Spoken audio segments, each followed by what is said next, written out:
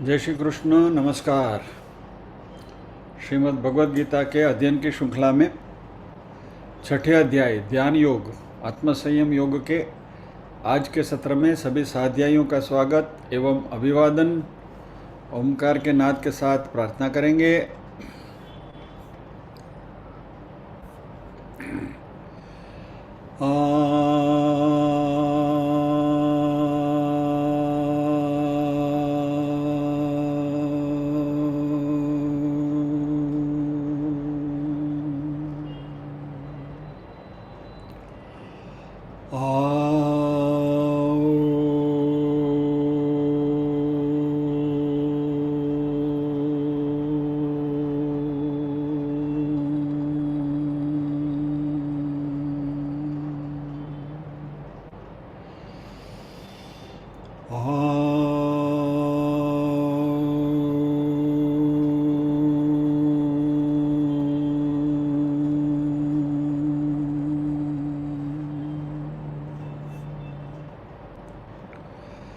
वक्रतुंड महाकाय सूर्यकोटिसमप्रभ निर्विघ्नं कुरु मे देव सर्वकार्येषु सर्वदा। या कुन्देन्दुतुषारहारधवला या शुभ्रवस्त्रावृता या वीणावरदण्डमण्डितकरा या श्वेतपद्मासना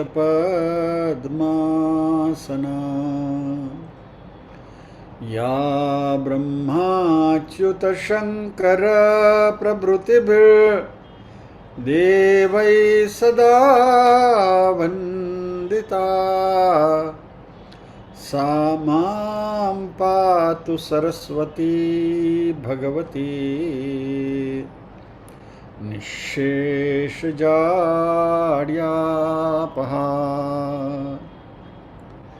वसुदेवसुतं देवं कंसचाणूरमर्दनं देवकी परमानन्दं कृष्णं वन्दे जगद्गुरुम्। ॐ सहना भवतु सहनौ भुनक्तु सह वीर्यं करवावहै तेजस्विनावधीतमस्तु मा विद्विषावहै। ॐ शान्ति शान्ति शान्तिः। यत्र योगेश्वर कृष्णो यत्र पार्थो धनुर्धरः तत्र श्रीर्विजयो भूतिर्ध्रुवा नीतिर्मतिर्मम।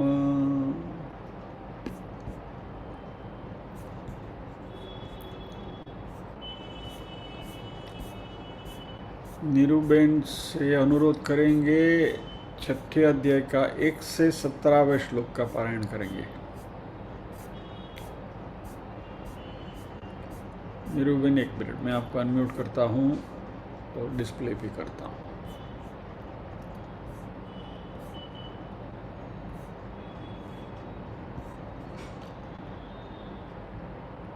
नीरूबेन अनम्यूट कर लीजिए।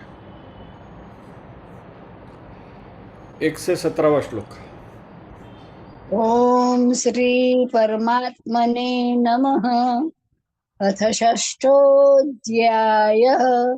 श्री भगवानुवाच अनाश्रितः कर्मफलं कार्यं कर्म करोति यः स सन्न्यासी च योगी च न निरग्निर्न चाक्रियः।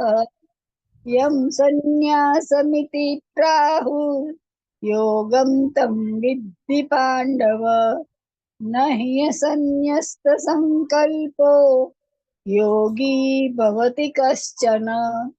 आरुरुक्षोर्मुनेर्योगं कर्म कारणमुच्यते योगारूढस्य तस्यैव शमः कारणमुच्यते यदा हीनेन्द्रियार्थेषु न कर्मस्वनुसज्जते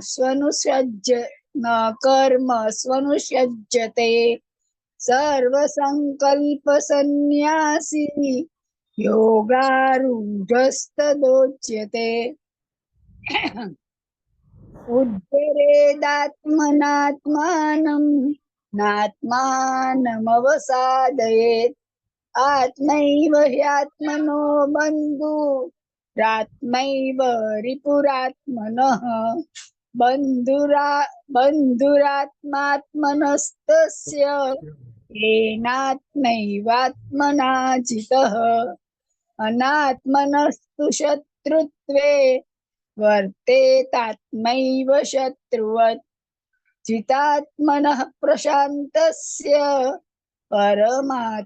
परमात्मा समाहितः शीतोष्णसुखदुःखेषु तथा मानापमानयोः ज्ञानविज्ञानतृप्तात्मा कूटस्थो विजितेन्द्रियः युक्त इत्युच्यते योगी समलोष्टाश्मकाञ्चनः सुहृन्मित्रार्युदासीन मध्यस्थद्वेष्य बन्धुषु साधुष्वपि च पापेषु समबुद्धिर्विशिष्यते योगी युञ्जीत सतत मात्मानं रहसि स्थितः एकाकीयत चित्तात्मा निराशीरपरिग्रहः शुचौ देशे प्रतिष्ठाप्य स्थिरमासनमात्मनः नात्युच्छ्रितं नातिनीचं चैलाजिनकुशोत्तरम् तत्रैकाग्रं मनः कृत्वा यत चित्तेन्द्रियक्रियः उपविश्यासने युञ्ज्यात् योगमात्मविशुद्धये समं कायशिरो ग्रीवं धारयन्नचलं स्थिरः सम्प्रेक्ष्य नासिकाग्रं स्वं दिशश्चानवलोकयन् प्रशान्तात्मा विगतभिर्ब्रह्मचारिव्रते स्थितः मनः संयम्य मच्चित्तो युक्त आसीत मत्परः युञ्जन्नेवं सदात्मानं योगी नियतमानसः शान्तिं निर्वाणपरमां मत्संस्थामधिगच्छति नात्यस्नतस्तु योगोऽस्ति न चैकान्तं मनश्नतः न चाति स्वप्नशीलस्य जाग्रतो नैव चार्जुन युक्ताहारविहारस्य युक्तचेष्टस्य कर्मसु युक्तस्वप्नावबोधस्य योगो भवति दुःखः। जय श्री कृष्ण बेन।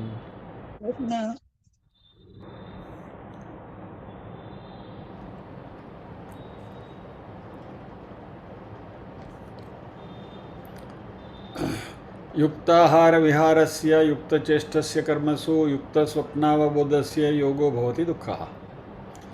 जिसके आहार विहार सम्यक हैं, जिसके कर्म सम्यक हैं, जिसका सोना जागना बैलेंस्ड है,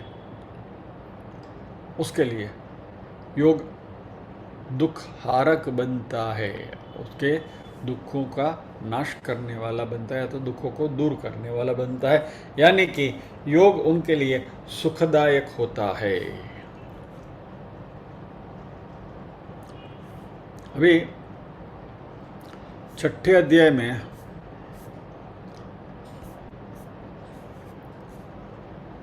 47 श्लोक है, 47, 48 पकड़ो तो 1/3 16 होता है। अभी हम 1/3 पर आए हैं, छठे अध्याय के 17 श्लोक हुए। और जैसे लास्ट टाइम आपसे कहा गया था कि अगले शुक्रवार फिर मिलेंगे अगले श्लोक के साथ, तो कायदे से आज 18वां श्लोक लेना चाहिए, लेकिन नहीं लेना है। बोलो क्या करूँ? नहीं,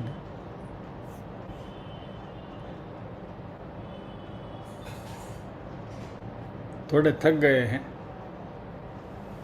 तो विश्रांति ले लेते हैं थोड़ी। इसी के संदर्भ में कुछ बातें करनी है। एक्चुअली 17वें श्लोक तक भगवान ने बहिरंग और अंतरंग साधना की बात करी। बहिरंग साधना में हमें कैसे बैठना चाहिए, आसन कैसा होना चाहिए, वगैरह वगैरह वो बातें हुई। और अंतरंग साधना में ये जो लास्ट 3-4 श्लोक जो आए उसमें भगवान ने बताया कि योग कैसे, यानी कि मन को कैसे तैयार करना है। और ये दोनों साधनाएं ध्यान करने के लिए पूर्व भूमिका के रूप में हमें साधक को तैयार करते हैं। अभी जो श्लोक आने वाले हैं 18वां श्लोक से, क्योंकि यहाँ गियर चेंज हो रहा है इसलिए थोड़ा विराम लेते हैं हम, थोड़ा उसकी कुछ पूरक बातें करनी है। तो अभी जो श्लोक आने वाले हैं, यानी 17वें श्लोक तक भगवान ने एक बेस बना दिया, फाउंडेशन बना दिया कि आपको इस तरीके से बैठना है, इस तरीके से ये करना है, ध्यान करना है, तरीका सब बताया। और प्लस मन को कैसे तैयार करने का वो वस्तु बताई कि बाहरी विषयों के संसर्ग से अपने मन को हटाना है, कॉन्सेंट्रेट करना है, वगैरह वगैरह वगैरह। तो बहिरंग साधना और अंतरंग साधना की बात हुई। अभी भगवान ध्यान स्वरूप और ध्यान के फल की बात करेंगे। ध्यान स्वरूप यानी ध्यान करने की प्रक्रिया, एक्चुअल प्रोसेस ऑफ मेडिटेशन। ध्यान क्या है और कैसे करना है, और ऐसा ध्यान करने के बाद हमें फल क्या मिलेगा, और what do we get out of it. क्योंकि अल्टीमेटली हमारा सबका वही सवाल रहता है कि ठीक है हम करेंगे तो ठीक, ये सब कुछ करेंगे आप बोल लो, लेकिन फिर मिलेगा क्या मुझे, फल क्या है इसका।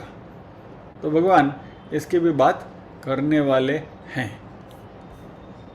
तो ध्यान स्वरूप और ध्यान के फल की बात आएगी।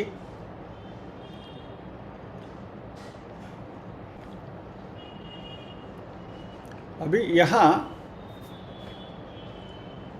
कृष्ण महर्षि पतंजलि ने अष्टांग योग की बात करी थी,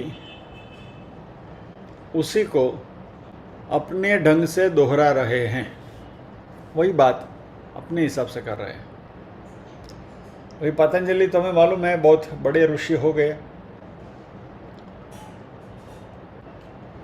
रामदेव बाबा ने तो पतंजलि को हाईजैक कर लिया है,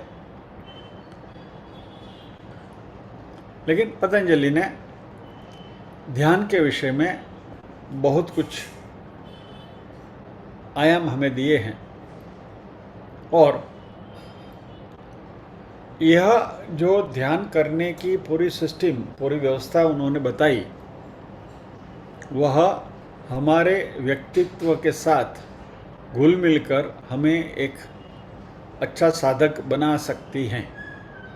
और इसको उन्होंने नाम दिया योग शास्त्रम, यानी ये योग का शास्त्र है।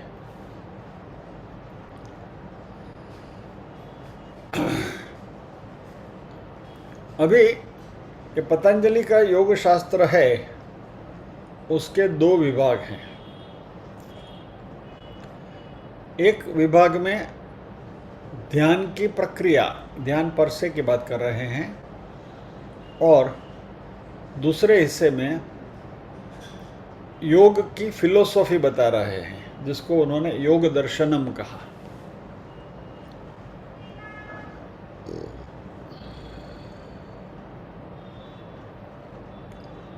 तो पतंजलि के योग शास्त्र के दो विभाग, उसमें पहला विभाग जो अष्टांग योग, वह मेडिटेशन करने की, ध्यान करने की प्रक्रिया कैसे करना चाहिए, और दूसरा विभाग जो है वो योग की फिलोसॉफी है। वेदांतिक ट्रेडिशन जो है हमारा, उसने पतंजलि के अष्टांग योग को मान्य किया है, और पतंजलि का जो योग दर्शन है, योग की जो फिलोसॉफी है, उसको वेद के अध्ययन करने वाले, क्योंकि वेद का जो अध्ययन है उसकी कुछ बातें उससे विसंगत है, उसके सुसंगत नहीं होती, इसलिए स्वयं भगवान व्यास मुनि ने अपने ब्रह्मसूत्र में भी लिखा है कि पतंजलि का योग दर्शन जो है वह हमें स्वीकार्य नहीं है वेदांत की परिभाषा के अनुसार।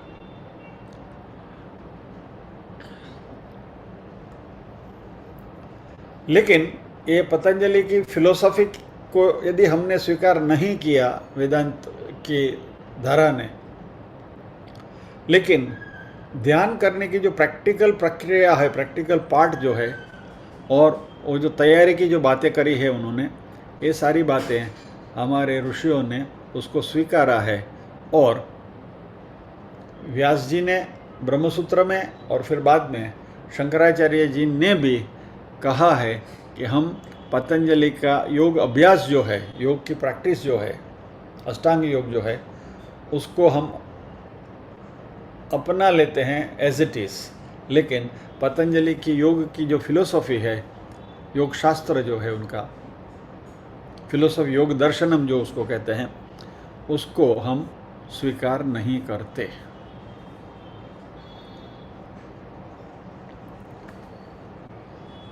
तो हमारा जो श्रीमद् भागवत महापुराण है वो भी व्यास जी ने लिखा हुआ है।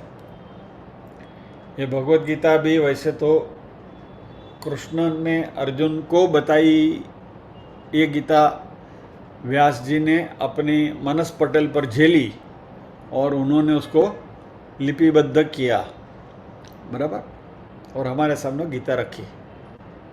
तो डायरेक्टली और indirectly Vyas ji is involve in all this, यानी श्रीमद् भागवतम में भी व्यास जी ही हैं और भगवत गीता में भी व्यास जी हैं इंस्ट्रूमेंटल, और दोनों में उन्होंने ये पतंजलि का जो अष्टांग योग है उसको भली भांति स्वीकार करते हुए उसके बारे में चर्चा करी है। तो भागवत में भी चर्चा है अष्टांग योग की, और यहाँ भी है,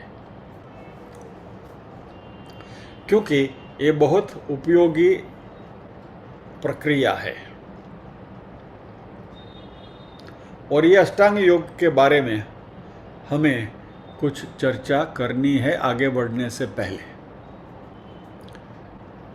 इसलिए हमने अगला श्लोक नहीं लिया। That is the purpose behind it.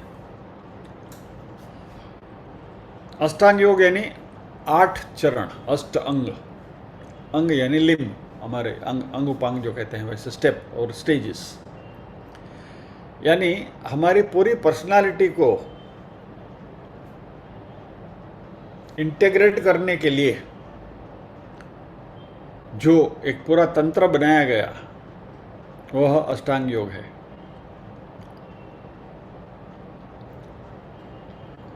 हमारे 5 कोश, पंचकोश, बराबर, किसी को याद है तो बोलेंगे कौन से 5 कोश है? जो तैयार है उनको अनम्यूट करता हूँ। थम्स अप करिए, मैं आपको अनम्यूट करता हूँ। कोई नहीं,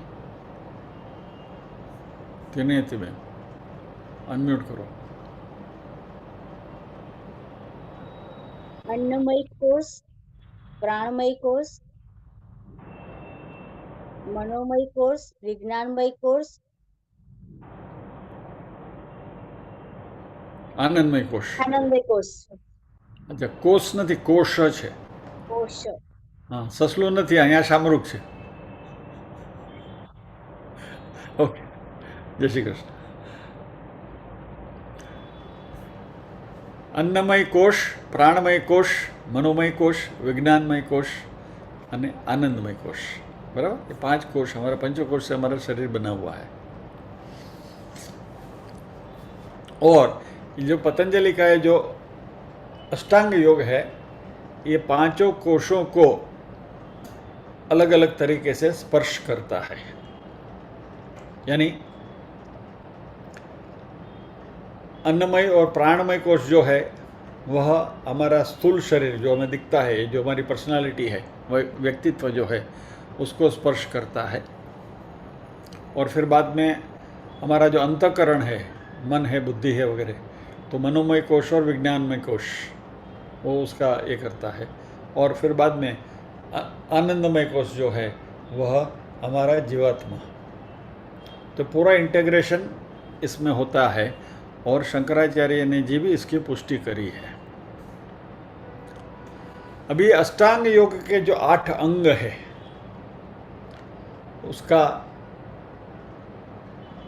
अच्छा, ये 8 अंग किसको मालूम है? Who can say? नवनीत भाई अनम्यूट करो।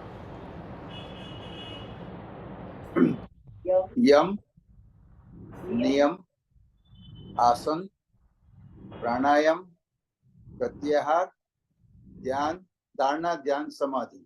धारणा, ध्यान, समाधि। चलो, त्रिनेत्री बहन और नवनीत भाई दोनों के लिए तालियां।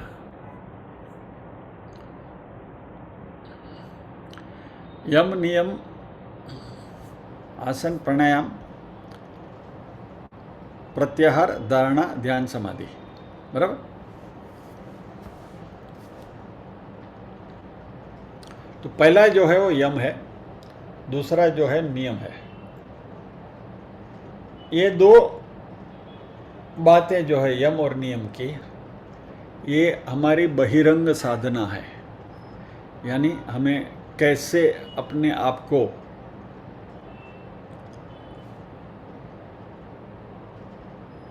और बिहेवियरल पैटर्न कहें तो चलेगा, अपने आप को कैसे संसार में ये करना है।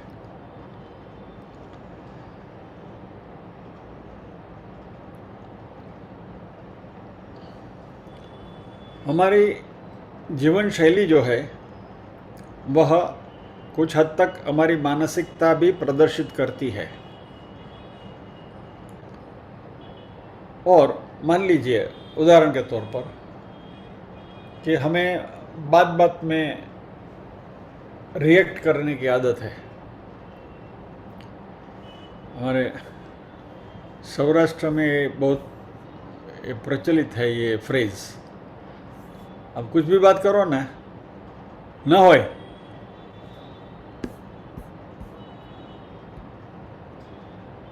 वहाँ से शुरू करेंगे। यानी वो चर्चा की शुरुआत वहीं से होती है।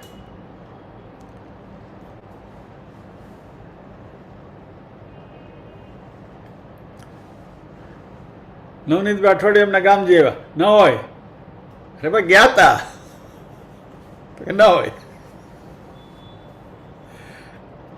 कहने का तात्पर्य यह है कि हम किसी भी बात के ऊपर जल्दी से रिएक्ट कर देते हैं और sitting on judgement is our favourite pastime. कोई भी बात हो, किसी भी चीज़ के ऊपर हमें हमारा ओपिनियन देना है, देना है, देना है। I think so, as per my understanding it should be like this. अरे भाई तने घर में बहिरा ही नहीं पूछता, બહારની ક્યાં માંડે છે? ઘરવાળા નથી પૂછતા. મારા હિસાબે આમ થવું જોઈએ. Every one of us has hour on set of thoughts, our own set of conduct, and all this is dearer to us.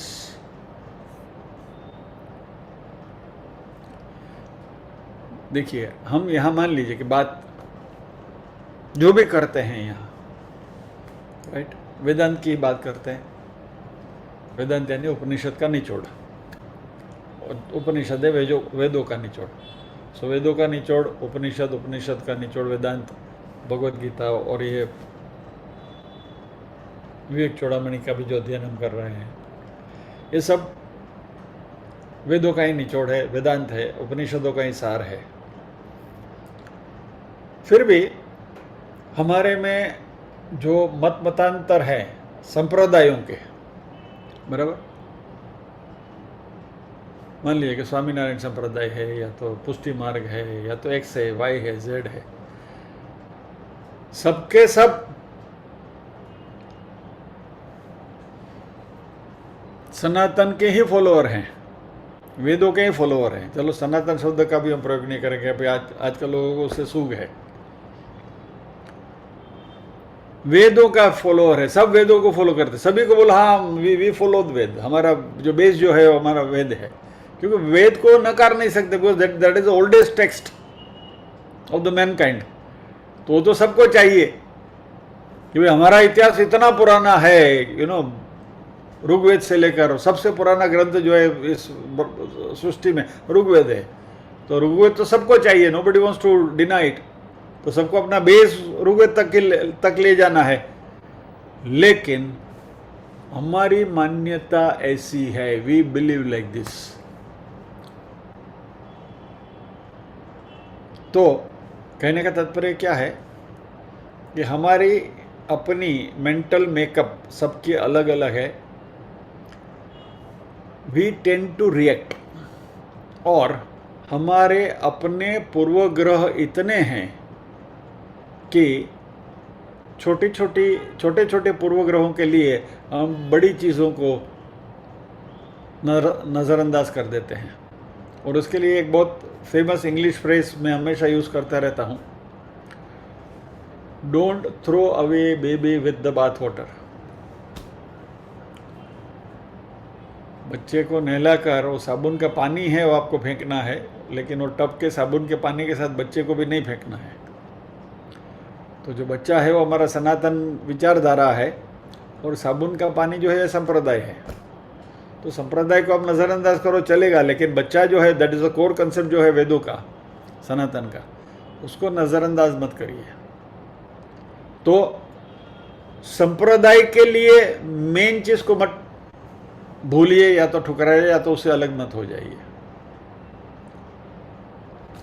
वे बीच में कुछ चर्चा चली थी, तो हमारे सभी साधुगण और सभी वेदांत को मानने वाले जो भी विचारक हैं, वो सबकी एक बड़ी सभा हुई थी, और सबने कुछ प्रण लिया है कि हमारे सनातन धर्म की रक्षा के लिए हम तन मन धन से जो भी करना है कर छुटेंगे.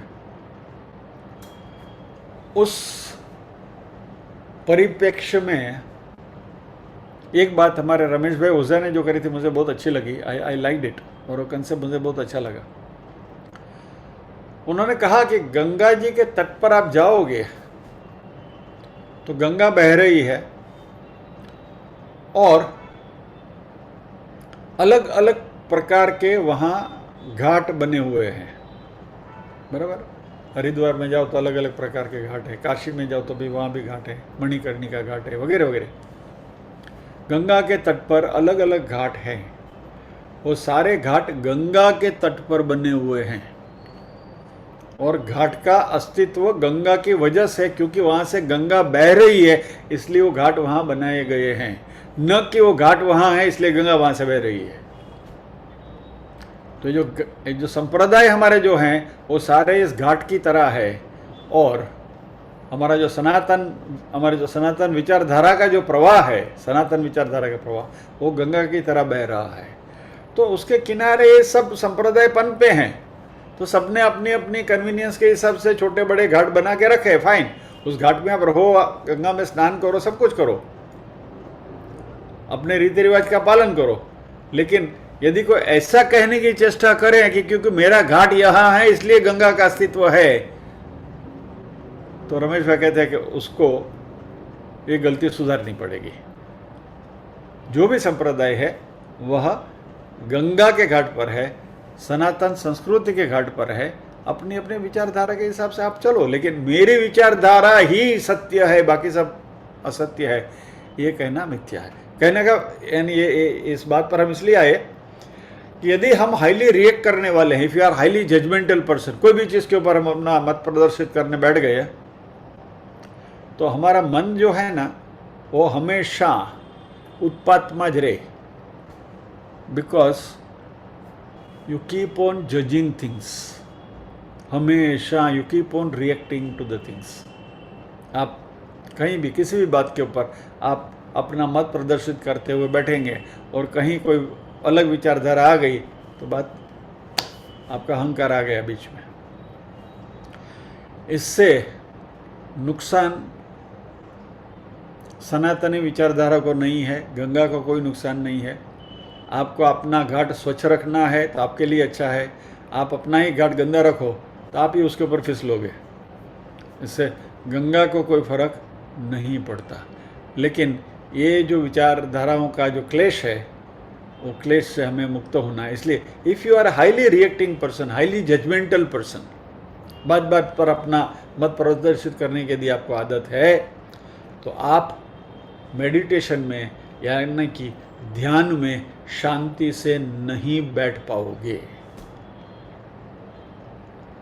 और इसलिए पतंजलि ने कहा है कि हमें हमारे इस सांप्रदायिक अहंकार को टोन डाउन करना है, उसको थोड़ा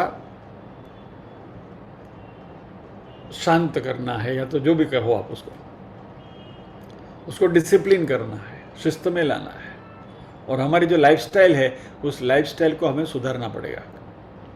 और ये करने के लिए पतंजलि ने यम और नियम बताए कि जो हमें हमारे दैनंदिन जीवन में उसका प्रयोग करना है, जिसकी वजह से हमारा मन शांत होगा। और मन शांत होगा तो फिर आगे की घटनाएं या तो आगे की प्रोसेस घटेगी।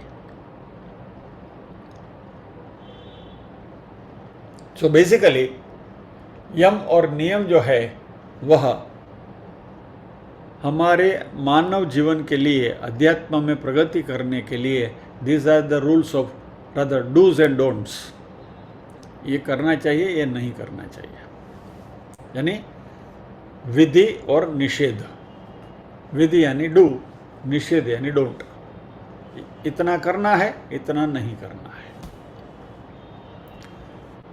तो किसी ने बहुत अच्छा इसकी एनोलॉजी बताई है कि क्रिश्चियनिटी में जैसे 10 कमांडमेंट्स हैं, बाइबल में 10 कमांडमेंट, क्रिश्चियनिटी खड़ी है और 10 कमांडमेंट के ऊपर खड़ी है, उसी की बात करेंगे। तुम्हारा कोर कंसेप्ट क्या है, तो क्या 10 कमांडमेंट्स। वैसे उसी का यदि हमें पैरेलल ड्रॉ करना है तो हमारे पतंजलि योग सूत्र के 10 कमांडमेंट्स हैं, 5 डूज एंड 5 डोंट्स, 5 यम और 5 नियम।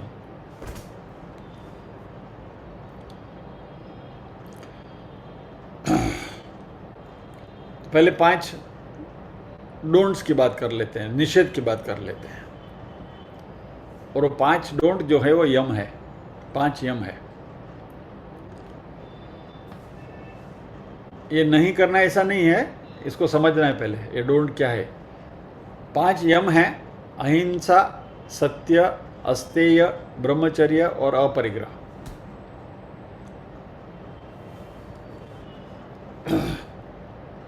उसमें हम देखेंगे कि 5 में से जो 3 है वो अ से शुरू होता है, अहिंसा, अस्तेयम, अपरिग्रह यानी डोंट, और सत्य और ब्रह्मचर्य को उसके कॉन्टेक्स्ट में समझना है। देखते हैं क्या है।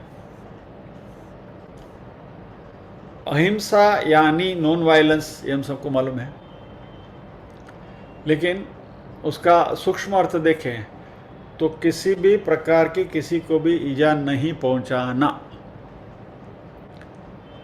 So totally giving up violence, किसी भी प्रकार की हिंसा नहीं करनी है। अभी वो हिंसा मनसा वाचा कर्मणा, मन से भी हिंसा नहीं करनी है, वाणी से भी नहीं करनी है, और शरीर से यानी कि कृत्य से भी नहीं करनी है।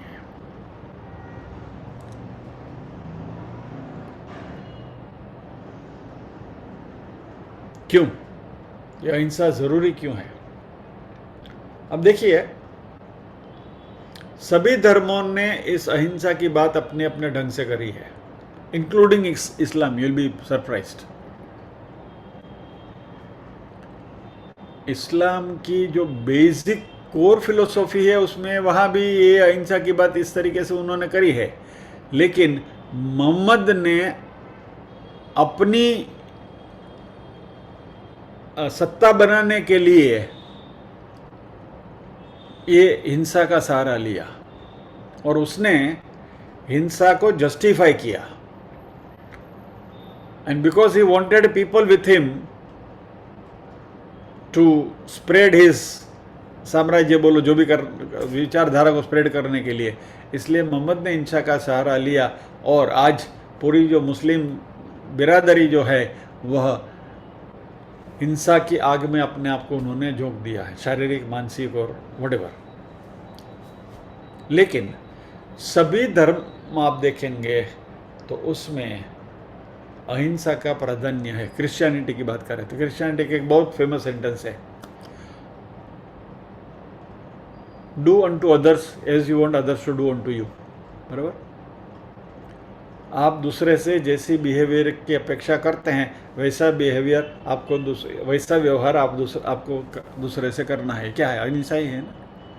यानी कोई आपका इंसल्ट करे, आपको अच्छा नहीं लगता तो आपको इसका इंसल्ट नहीं करना चाहिए।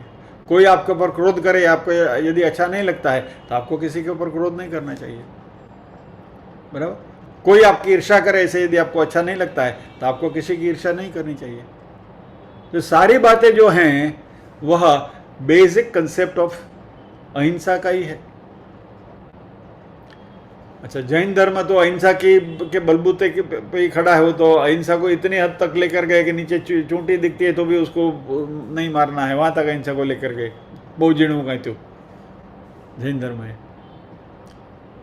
बुद्ध में भी अहिंसा की बात है। कहीं भी जाओ, किसी भी धर्म में आप जाओ, उनकी बेसिक फिलोसॉफी में, कोर फिलोसॉफी में ये अहिंसा है और है। और इसलिए पतंजलि ने इस यम में अहिंसा को प्राधान्य दिया। क्यों? क्योंकि ये जो जगत है, ये जो ब्रह्मांड है, वह एक इको चैम्बर है या तो एक आईना है, ऐसा समझ के चलो।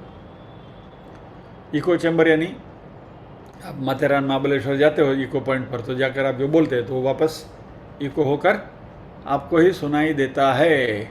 वैसा ये ब्रह्मांड है, वो भी एक इको पॉइंट है। इस ब्रह्मांड में आप जो भी करोगे, मनसा वाचा कर्मणा, वो वापस रिफ्लेक्ट होकर, इको होकर आप ही के पास आने वाला है। इट्स लाइक ए मिरर, आईने की तरह है। आप यदि आईने के सामने हंसोगे तो आईने में आपका जो reflection also will smile at you ना। आईने के सामने खड़े रहकर आप रोओगे तो आपका इमेज जो है वो भी रोने ही वाला है। आईने के सामने खड़े खड़े आप रोओगे और तो आईना थोड़ा ही हंसेगा आपके सामने, इमेज नहीं, वो भी रोएगा। जैसा आप करोगे वैसा ही रिफ्लेक्शन होगा। तो ब्रह्मांड है वो आईना की तरह है। तो जो भी हम करेंगे वो रिफ्लेक्ट होकर वापस हमारे पास ही आता है। और इसलिए इस जगत को ठीक ठाक रखने के लिए यदि हम हिंसक बनेंगे तो हमको भी कहीं न कहीं हिंसा का शिकार बनना ही पड़ेगा।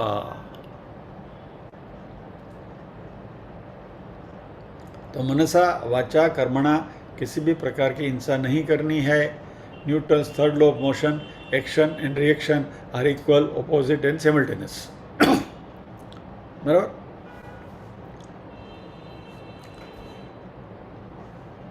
दूसरा यम है सत्यम। सत्य में नेगेटिविटी क्या है? मैं असत्य नहीं बोलूंगा। अनृतव वर्जनम, यानी जो असत्य है उसका साथ नहीं दूंगा, असत्य में नहीं बोलूंगा, और वापस वही मनसा वाचा कर्मणा, असत्य के साथ हमें नहीं रहना है। तीसरा यम है अस्तेयम, चोरी नहीं करेंगे।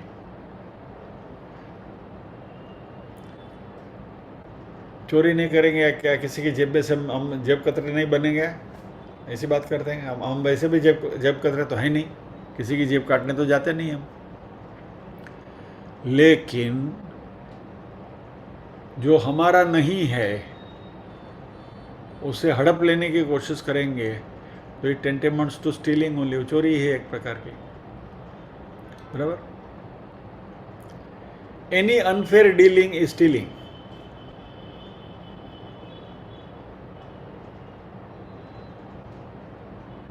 એટલે શાક લેવા જઈએ ત્યારે ભાવતાલ કરવાનો નહીં,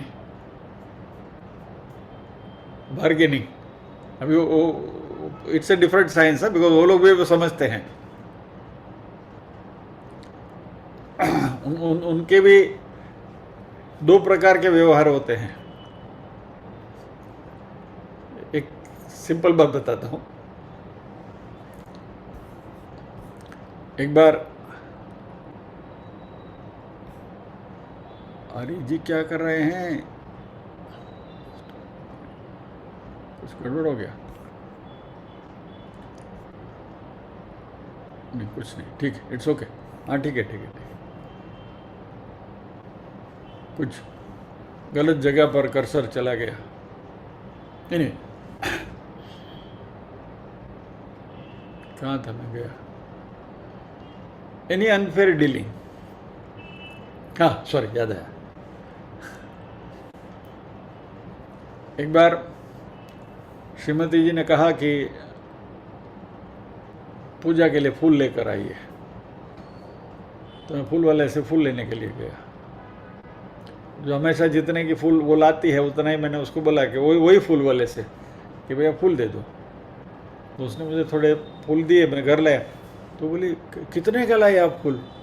ज़्यादा पैसा तो नहीं दे दिया? नहीं, बोला तुमने जितना बोला था उतने का ही लाया हूँ। बोला बहुत सारे फूल दिए तुमको उसने, मुझे नहीं देता। बोला वही तो फर्क है ना।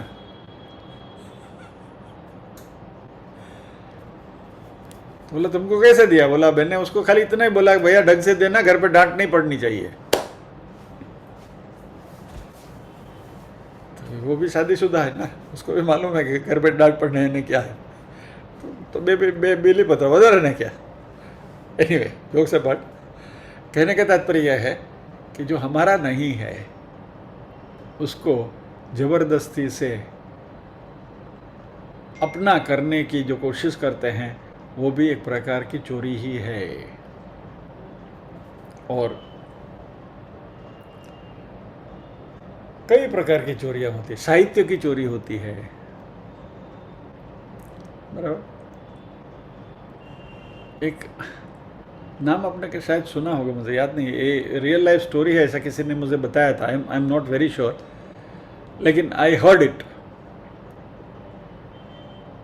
वैद्य चंद्रशेखर ठक्कुर, ठक्कुर फार्मेसी, बराबर, नाम सुना है उसका?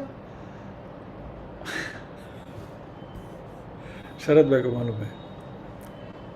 उन्होंने आई थिंक घायल से, एक मिनट शरद भाई, एक मिनट, शरद भाई अनम्यूट करता हूँ। मरीज के पास है, हाँ, यस, थैंक यू। उन्होंने, जग जाहिर बात है, चलो, यानी कि मुझे ही मालूम है इतना नहीं, सबको मालूम है। एटलीस्ट शरद भाई को मालूम है, somebody is there to endorse it। तो मरीज करके हमारे गुजराती के बहुत बड़े शायर हो गए। मरीज के पास से उन्होंने शायरी की बुक लिखवाई, किताब लिखवाई। अभी मरीज का उस ज़माने में क्या था मालूम है कि उसका एक फेमस शेर में कई बार यहाँ कोट करता हूँ, जिंदगी ना जाम रस ने पीवा जल्दी करो मरीज, मदिरा ओછી છે ને पिघल तो जाम છે, बराबर। वो मरीज, वो दर्दीला शायर था और उसको मद्यपान की आदत थी, तो उसको दारू पीने के लिए 100-200 रुपये दे दिया तो वो गज़ल लिख के देता था, जितनी चाहो 200 10-12 गज़ल लिखवा लेता था उसे। ऐसा करके उसने एक सब कंपाइल किया और किताब छपवाई और अपने नाम से छपवाई, चंद्रशेखर ठाकुर। और उसने फिर उसका इनॉग्रेशन का फंक्शन भी रखा। फिर पता चला कि भाई ये तो सब शायरी सब मरीज की दिखती है, चंद्रशेखर ठाकुर का नाम यहाँ कहाँ से आ गया। फिर तो उसकी अच्छी धुलाई भी हुई, साहित्यिक धुलाई हुई। और कहने का तात्पर्य यह है कि ऐसी साहित्यिक चोरियां भी होती हैं क्या। उसके लिए अंग्रेजी में एक बहुत अच्छा फ्रेज है, याद नहीं आ रहा है अभी, अभी अभी आया था, फ्लैश आया था और गया। नहीं छोड़ो, याद आएगा तो बताऊंगा। तो अलग अलग प्रकार की चोरियां होती हैं इन शॉर्ट। तो किसी को भी जो जायद है उतना हम नहीं देते हैं तो वह भी एक प्रकार की चोरी ही है।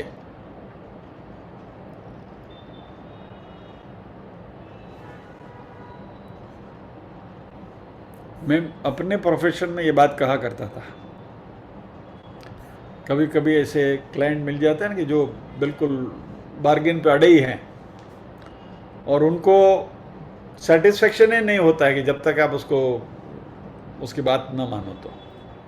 और मैं भी थोड़ा अड़ू या तो अकड़ू खड़ूस था, ठड़ी हो जाता हूँ। I used to tell my clients कि देखो भैया, काम में मैं रुपये की 5 चवन्नी दूंगा लेकिन मेरा रुपया पूरा लूंगा। समझ गया, आप पहुंच रहा है ये बात। आप काम में रुपये की 5 चवन्नी दूंगा, यानी जो आप एक्सपेक्ट करते हैं उससे ज़्यादा मैं आपको करके दूंगा, लेकिन मैं मेरा रुपया पूरा लूंगा, 4 की 4 चवन्नी पूरी लूंगा। उसमें भी वो बार्गेन करते हैं वापस। एक बार एक जनाब बिल्कुल अड़ गए थे, नहीं, और वापस बोलते हैं काम तो आपसे ही करवाना है, दूसरे किसी को के पास नहीं जाना है, काम तो आप ही करो, लेकिन इस तरीके से करोगे। फिर मैंने स्टीलिंग वाली बात बताई थी उनको। तभी तभी कहीं ये भगवत गीता का 6ठा अध्याय चल रहा था, शायद दहीसर में या कहीं, तो मन में ताज़ा थी ये बात। मैंने उसको कहा, देखो भैया, परमात्मा सभी इंसान को एक सरीखा बनाकर भेजते हैं, बराबर है।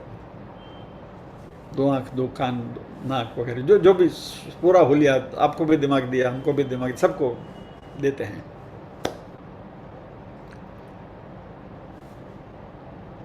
कोई मेरे घर ड्राइवर की नौकरी करता है, कोई प्यून की नौकरी करता है ऑफिस में। क्यों करता है? क्योंकि कहीं ना कहीं उससे मेरे से चोरी की है किसी भी जन्म में, अभी आके चुका रहा है। इंसान की तरह, इंसान के जरिए मेरी और उसकी कीमत सेम है, वी आर बोथ सेम। लेकिन वो मेरे यहाँ ड्राइवर ही कर रहा है या तो मेरी ऑफिस में प्यून की नौकरी इसलिए कर रहा है कि उसने कभी न कभी मेरे से पैसे या तो कुछ भी चुराया होगा, अभी वो चुका रहा है इस इन दिस मैनर। तो यदि आपको कभी अगले 2, 3, 4, 5 जन्म में मेरा ड्राइवर या तो प्यून बनना है तो इट चॉइस इज योर्स। तो फिर आपको जो बार्गेन करना है कर लीजिए, लेकिन इसकी तैयारी रखना, क्योंकि मैं तो, मेरे लिए तो दिस इज इन कंटिन्यूटी, पुनर्जन्म आता ही है और ये कंटिन्यूटी में चलता है सब। तो एक दूसरे को आपको चुकाना तो है ही। तो अभी आप तय कर लीजिए आपको क्या करना है। अब ठीक है, अभी आपको थोड़ा पैसा लेकर मौज करना है, कोई वादा नहीं, आप ड्राइवर बन के आ जाना। तो फिर बोला छोड़ो यार, आप भी कमाल है, बोला सीधा बोलता मान जाओ ने यार। कहने का तात्पर्य क्या है कि दूसरों का जो रीजनेबल उसका है, हक का है, उसमें यदि आप कटौती करेंगे तो वो भी पतंजलि ने उसको चोरी कही है, और ऐसी चोरी हमें नहीं करनी है। इसको अस्तेय कहा गया है।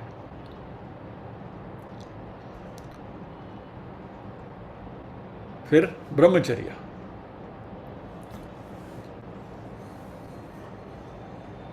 ब्रह्मचर्य का सीधा साधा अर्थ तो हमें मालूम है, एब्सटेनिंग फ्रॉम सेक्सुअल रिलेशनशिप, तो वो तो एक वन एस्पेक्ट ऑफ इट।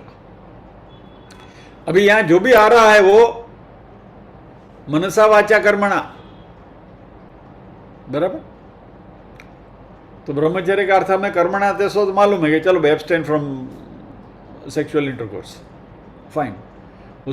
उससे भी और भी कुछ है ना, मनसा भी है, वाचा से भी है। क्या गालियां देते तो क्या है, सेम थिंग।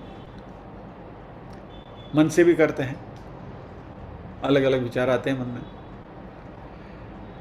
और एक विचारक ने तो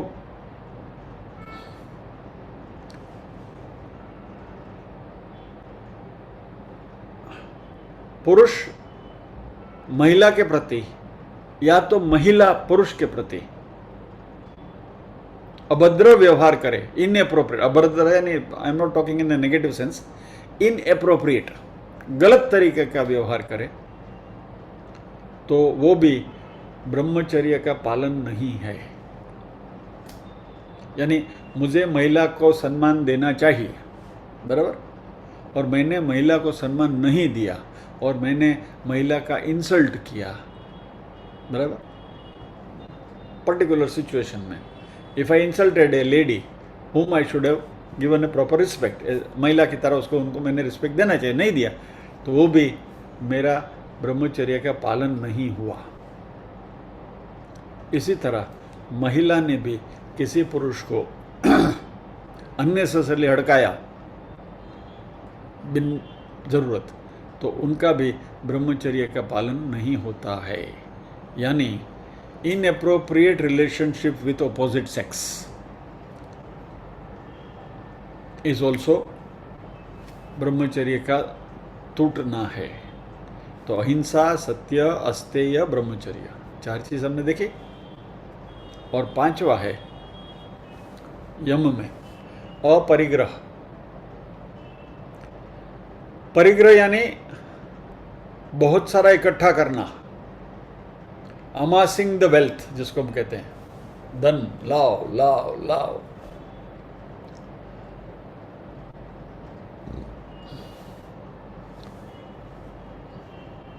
लोभी वृत्ति, इकट्ठा करने की ही वृत्ति।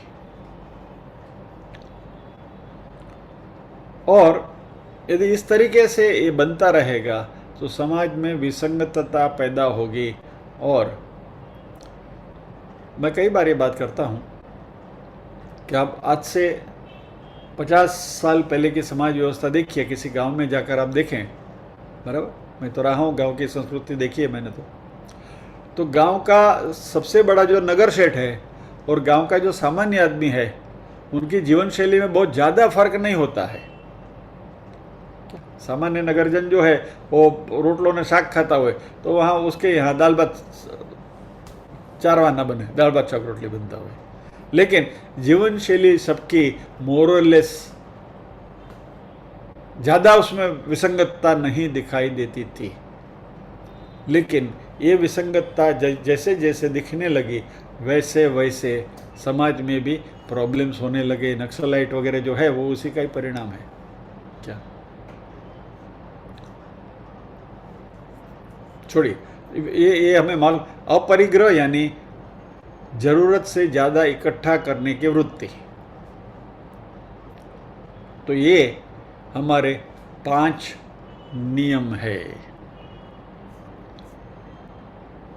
अहिंसा, सत्य, अस्तेय, ब्रह्मचर्य, अपरिग्रह, यम, बराबर।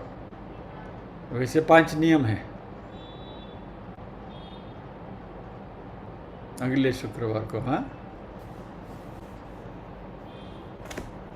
चलिए, तो आज यहाँ रुकेंगे और प्रार्थना करेंगे।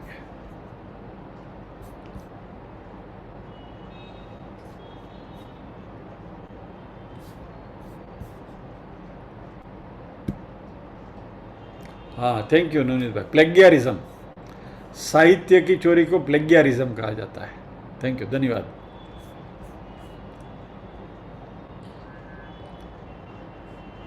आइए प्रार्थना करेंगे।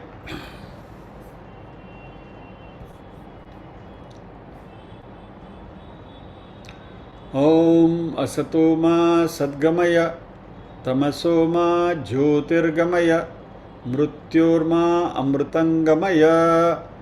सर्वेषां स्वस्तिर्भवतु, सर्वेषां शान्तिर्भवतु, सर्वेषां मङ्गलं भवतु, सर्वेषां पूर्णं भवतु। लोकाः समस्ताः सुखिनो भवन्तु, लोकाः समस्ताः सुखिनो भवन्तु।